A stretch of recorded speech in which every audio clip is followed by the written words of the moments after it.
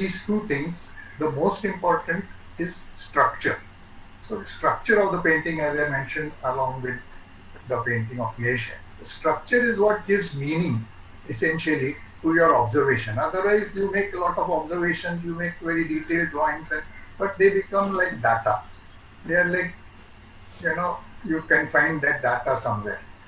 So they are not put together into some kind of meaningful structure. An expression can, as in the earliest paintings I showed you, it can become self-indulgent, it can become like sentimental, because then that is all that your emotion, your feeling is all that is important. So there has to be a kind of balance that works out between expression, observation, and structure. And structure is the paramount, which gives meaning to both these, observation and to expression.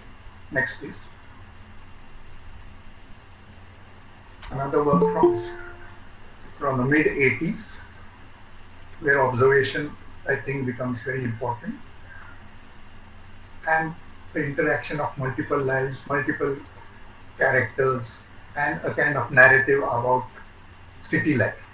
So you see this on the left, you see this kind of artist poet figure with his jhola, and he is observing, he's observing the passing of the bus, the scooter, what is happening inside the house. Above, there is a music kind of performance, small music performance in the small room upstairs.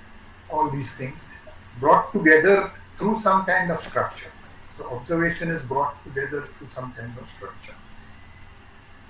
Next, please. Around this time in the mid-80s, I also became interested in more open spaces. Till now, most of my works were concentrated on street level views, very close up. The people were close up, all the elements were more or less close to me. I was looking at them at this level of the street. Now, it was, in a sense, the landscape, more open spaces, how to work into these, how does the figure and ground work in these in this kind of situation. These are two paintings, one in which the figure is juxtaposed against a receding landscape. The landscape is going back, way back. And the other is this calf which is climbing a hill, so that the background is coming up almost at the level of the figure itself. So here the interaction between the foreground, and how do you paint the foreground?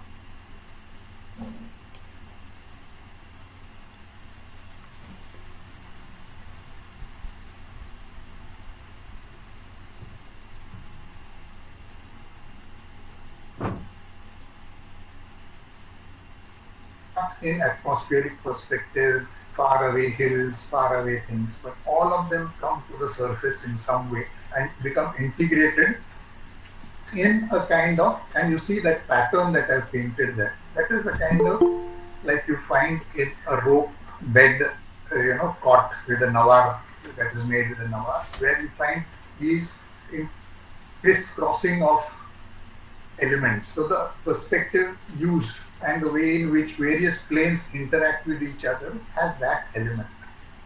So this was the beginning of another phase when I was interested in landscape and the way in which to structure the spaces in landscape. Next, please. To understand this idea of distance and near and distance, I was intrigued by the practices of low relief sculptures in the Renaissance, for example. Low relief is like the thickness of the whole medium is at the most an inch or so, and the distant hills and the foreground kind of molds of mud in the foreground and things like that. The difference between them, thickness difference is hardly there, but that sense. So how does this work? This was another question that I was exploring through terracotta. So the concerns here were mainly about space, how to transfer, how to paint space on a two-dimensional surface. Next, please.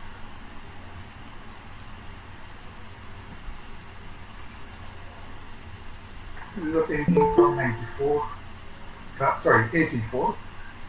called Stop. So the same concerns move on to larger scale, where a whole townscape unfolds in front of you. Various perspectives are used. It is not like you can see this whole thing from any one point. Various perspectives are added. Various places are brought together within that work of the painting, and trying to then bring together the far distance and near distance on this one horizontal plane. Next, please.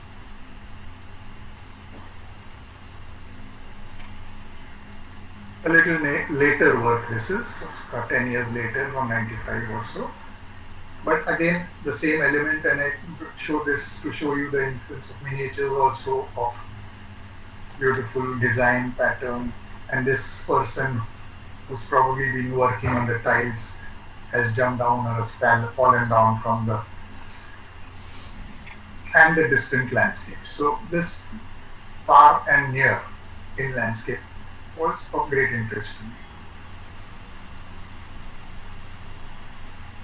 Next, please. I have been influenced by various kinds. As I mentioned leisure, I mentioned Mexican muralists, I've mentioned Indian miniatures, and also to some extent I would say Chinese landscape painters. Mainly the idea in Chinese landscape painting was that the painter sets out on a walk and he goes for a walk on the hills, then he crosses a stream over the bridge, then he turns around another hill, and then he probably comes back to his hut, which is in the foreground.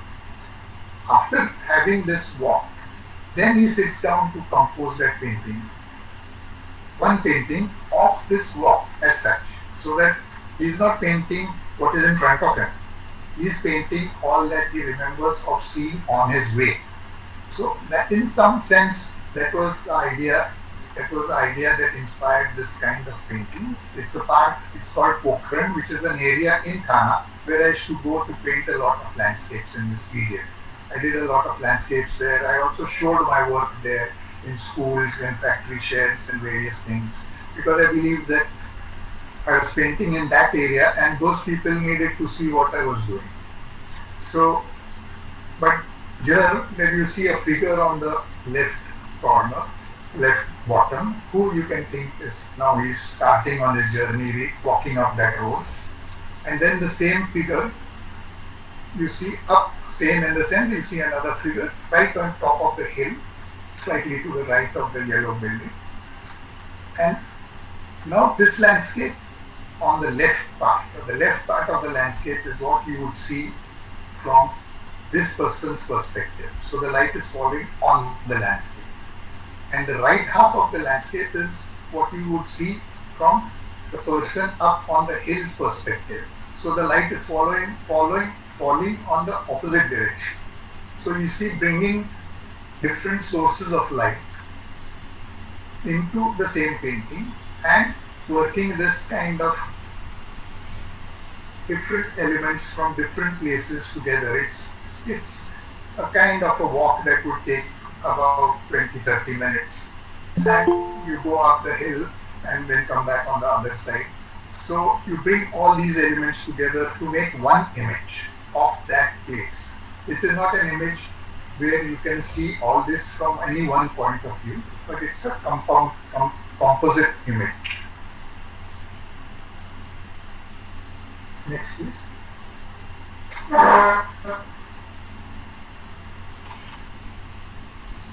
Before I painted the earlier painting, Pokhran, I was confronted what I was doing. I mentioned that I was painting landscapes in that region.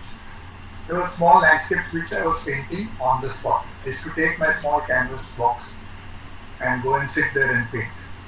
And then the Pokhran painting, I was thinking, should be a combination of all these different paintings that I had seen, not paintings actually, but all these different sites that I had seen. So all of them I should be able to incorporate somehow in that large. Now how to do this? There, the idea of a map came to my mind. And I was thinking, there was a place where I had stayed as a child when I was about 10 or 12 years old, a place near Pune. And that was when I was in school, and I remembered that place and various parts of that place almost charted out like a map in my mind. So my own house, where my parents stayed, where I stayed, in the left lower corner, then my friend's house on the right side, then the small path towards my friend's house, then where we used to stand for the school bus, then where we used to go to play football far off in. So all these elements were there as if they had a specific place in that map. Now, there must be some logic how this happens in one's mind. One maps out any place where one lives. One has a certain map, in the sense one has a certain graphic idea of that place. So that was that to explore that, I did this painting by going back to this place where I stayed as a child. Luckily, the place had not changed because it was an army cantonment, so it had not changed much. And I could re-experience that place, and then I made this painting about.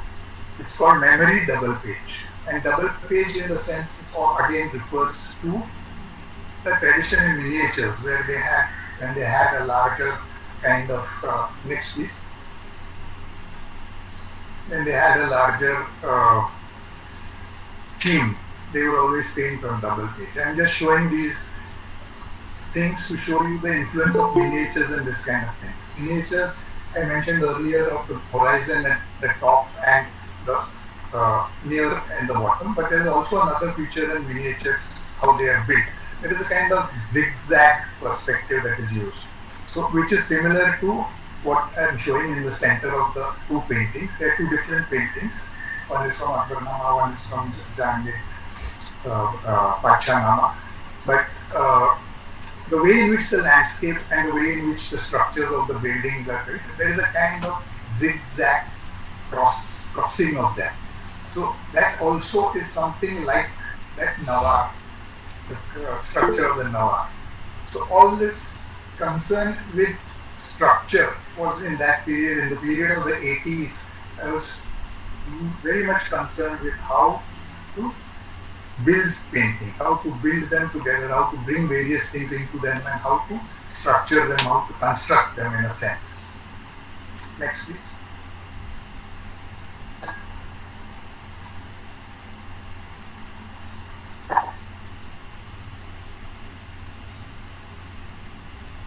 After having painted people in the earlier part of my, from the 70s onwards, I was painting people, I was painting city life. Then in between, as I showed you, I was involved with landscape and the structure and the technique and things like that of painting. But in the 90s, again, I turned again to painting people's lives.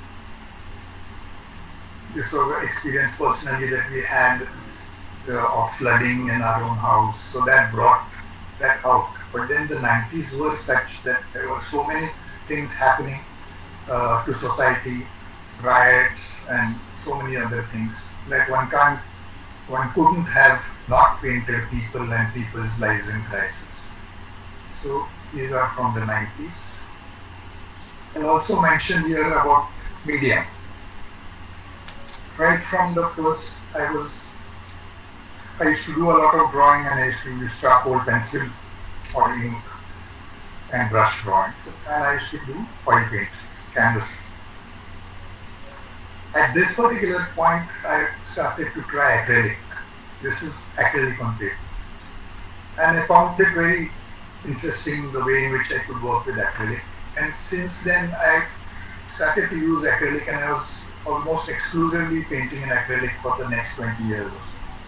So only recently, in the last 5 years, again, when I'm painting now both in acrylic as well as in oils. They have different qualities, though the way in which I handle acrylic is also more or less like in oils. I try to bring the same kind of quality to my acrylic paintings. But they are different in many ways. And I continue to do a lot of drawings in charcoal. Next please. On the same series of floods, rather tragicomic kind of image. What to save when your house is flooded? What are the most important things that you want to save? For us, it was very tragic because we lost a lot of my sketchbooks and also books and also camera and things like that. But for this person, obviously, the television set is the most important.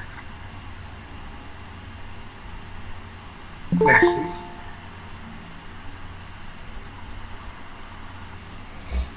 And painting crowds. Through the 90s, as again, I returned to painting crowds. As this is city again, city street scenes, but where earlier other elements of the street, like the buildings, the columns, this and that, were also very important. They very much part of the composition. While in these paintings, just the crowd of people and the movement, the rhythm in that crowd. I realized that crowds can be very strange in the sense, and I should mention that I very much enjoyed being in a crowd. I very much enjoyed at that period of being in a crowd. Climbing the staircase on a suburban railway station along with a whole lot of people, or entering a train with a whole lot of people.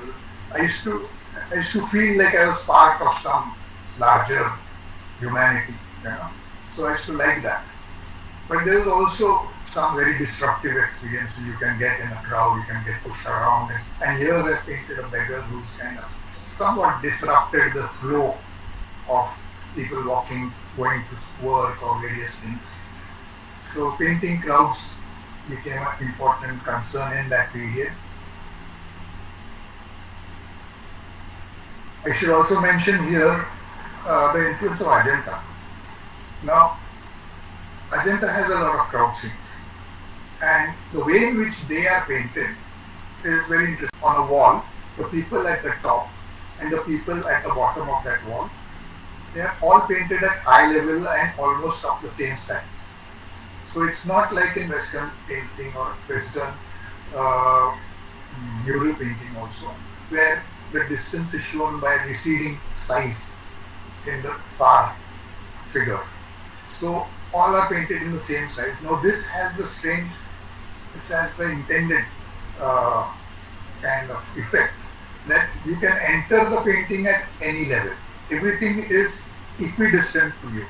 So you can suddenly, that woman behind the auto rickshaw can be your focus of attention. You might be next to her, or suddenly you might be next to this person carrying his T-square at the bottom of the painting, wherever. So that is another effect of this, the way in which crowds can be organized. Organized, I mean, in a painting, structured in a painting. Next, please. Another painting of crowds. Outside the railway station, people going in, coming out, auto rickshaws, cars, various things. Here you can see a more pronounced influence, I can say, of Mexican muralists, Rivera especially.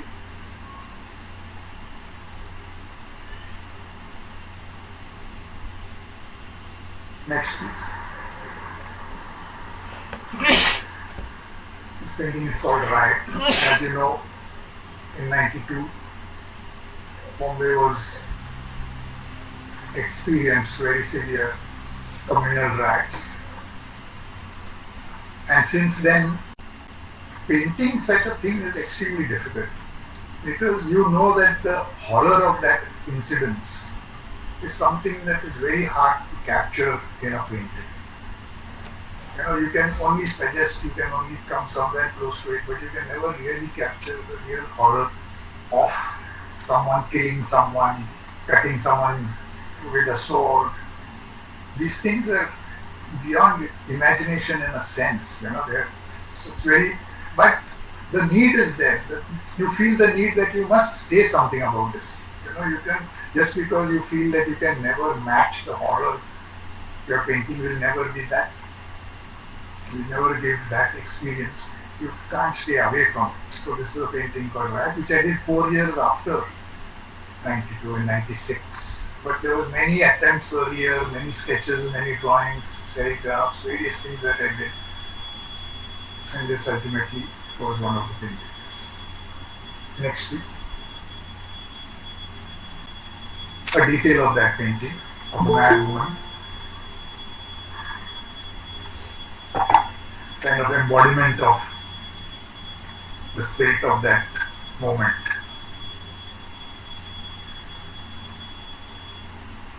Next, please.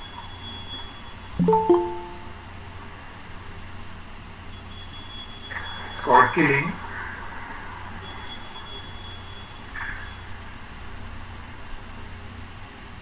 Now, the way in which in a painting, in art, you can paint horrid things is by counterpointing them with some other element. So here I think it is the configuration of those figures, almost like a choreograph.